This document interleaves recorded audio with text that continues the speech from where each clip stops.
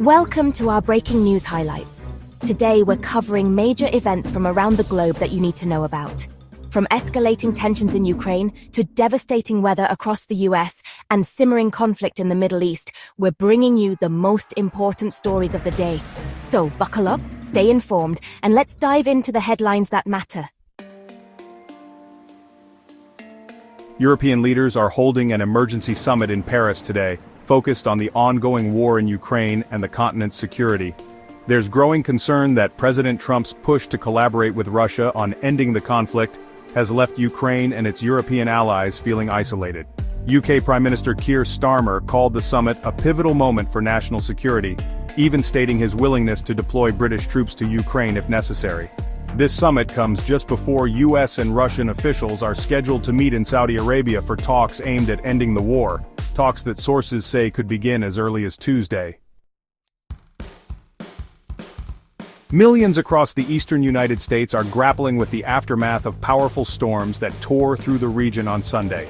At least 10 lives have been lost, and thousands are without power as flood warnings remain in effect.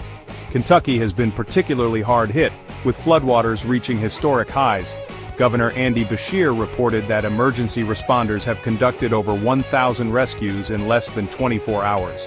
While the storm is expected to weaken in the coming hours, parts of the Great Lakes region are bracing for potentially record-breaking lake-effect snow in its wake.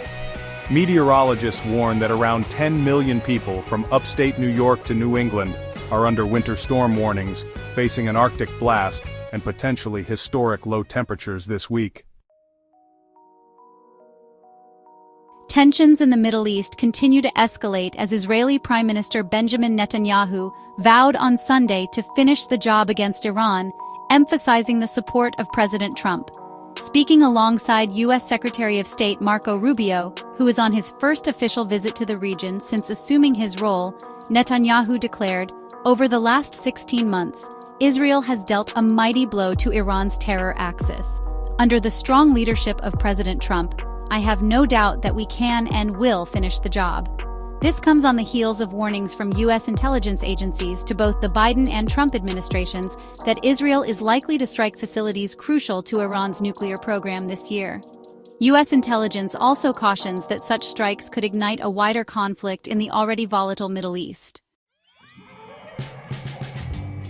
Now for a quick look at some other notable stories making headlines. Saturday Night Live celebrated its 50th anniversary in spectacular fashion. We'll take you through some of the most memorable moments from the star-studded event. On the court, the NBA All-Star Game saw another stunning performance by Steph Curry, who took home the MVP award. At the Daytona 500, William Byron dominated the track for the second year in a row, securing a back-to-back victory. The BAFTA Film Awards took place in London, celebrating the best in cinema.